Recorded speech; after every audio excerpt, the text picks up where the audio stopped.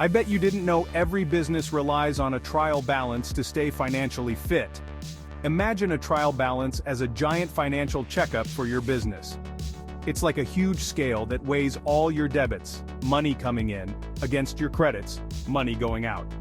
First, it lists all account balances. Picture it as the ultimate report card for every account in your company's ledger.